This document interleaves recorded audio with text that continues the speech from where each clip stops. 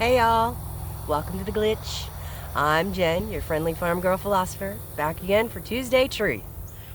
And I call it Tuesday Truth just because I'm going to try on each Tuesday to touch on some logical issues, some logical fallacies, or things that we can generally agree no matter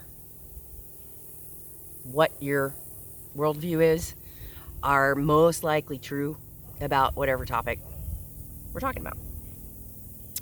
So the logical fallacy that I want to touch on this week is the ad hominem attack. An ad hominem is a Latin term. It basically means against the man. So instead of attacking their idea, when you're commenting on a post or whatever, trying to debate with someone, trying to have a conversation with someone, instead of putting your points on the idea, you go to attacking the person. So their idea is not valid because they're a bad person, is the general idea of an ad hominem attack. So this is when you hear all the ists. You racist, sexist, misogynist, whatever other ists there are. Libtard, Trumper, deplorable, all those things. Those are just ad hominem attacks. And if you post something and someone comments with that, oh, you're just a racist. Oh, you're just a sexist. Oh, you're just a Trumper. Whatever it is, then just know that they don't really have anything to say about the point you were trying to make. Likewise, if that's all you have to say about someone else's post, then you don't really have anything to say. So that goes back to the 3 questions from yesterday. Another thing I think we can all agree on is that sometimes you see on a comment section a group of trolls. And it usually depends on which topic and which page it's on. Whether that's going to be a group of right-wing trolls or left-wing trolls. And either way it goes, they have this weird mob mentality. And I like to think of it as kind of the mob in Frankenstein, when they were going after Frankenstein's monster. They didn't really understand him, and they were scared of him. And so they went after him with pitchforks and all this kind of stuff, and trying to draw blood and trying to kill him, and eventually they succeeded. So, well, depending on which version you read, but the original. Anyway, so if you withdraw from whatever argument you're in, they claim victory. That to them is like sticking the pitchfork in. So again, it goes back to the 3 questions. Is it really that important to say? Is it something you want to use your energy on? Cats. Cats everywhere. And also this week I'm trying to talk a little bit about cancel culture, which has a lot to do with internet anonymity and people feeling like they can say and do whatever the hell they want. It's cult-like. Cancel culture. It is the same root word, but it doesn't, obviously it doesn't mean the same thing, but it has that cult-like religious anger to it. And that is something that it exists on both sides. And it's like the mob wanting to silence you. They feel like the louder they yell, the more likely you are to self-censor. To go, oh, I shouldn't say that, someone might think it's racist. I shouldn't say that, someone might think it's sexist or misogynist. I shouldn't say that, they might know that I support Trump or that I support Biden. First of all, it's not always wrong to self-censor. Second of all, Is it important for you to identify with that belief system? If it is, who cares what they say? Who cares how loud they yell? Common things that get canceled that a lot of times crack me up, and I think most of us can agree are silly. Cultural appropriation. We are in a melting pot.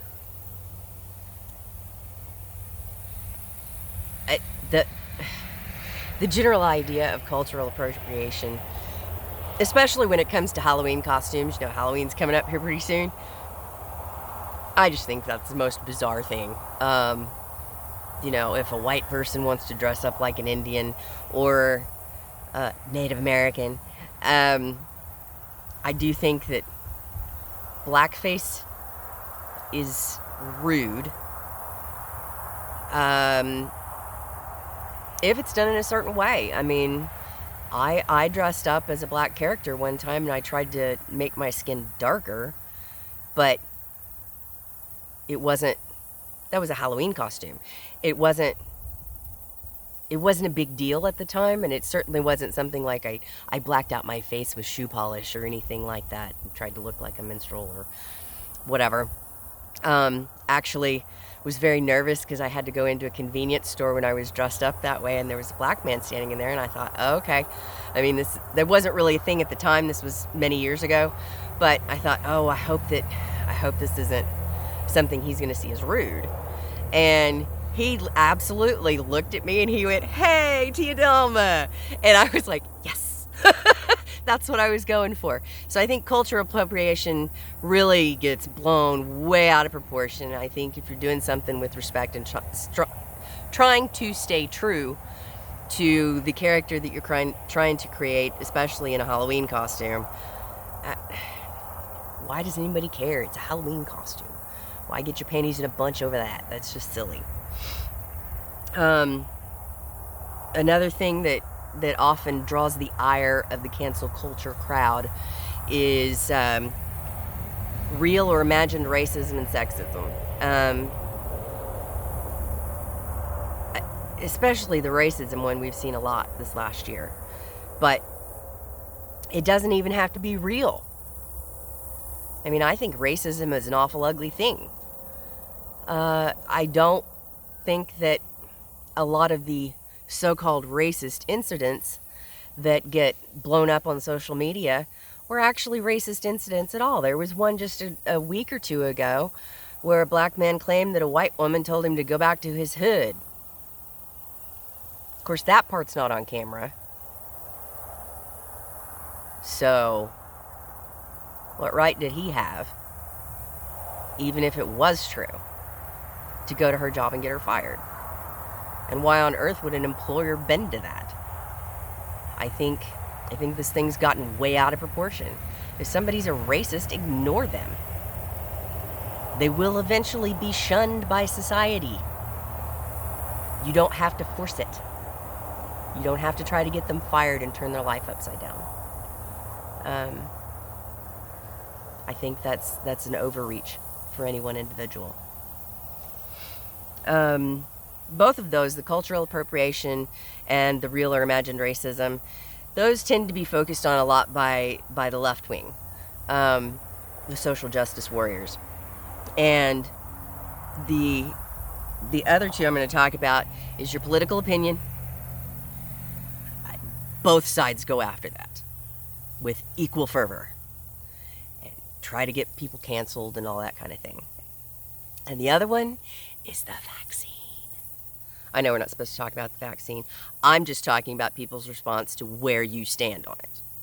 If you're pro-vax, then there are certain people that are going to just think that that's just dumb and stupid and you should be canceled. If you're anti-vax, and I just am talking about COVID vax, then there's going to be certain people that are going to come after you for that opinion.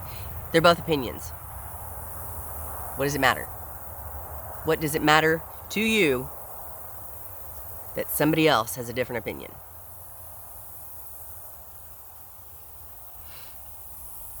And I think both sides look at these things and they tend to be hypocritical. They're looking at accountability for thee and not for me.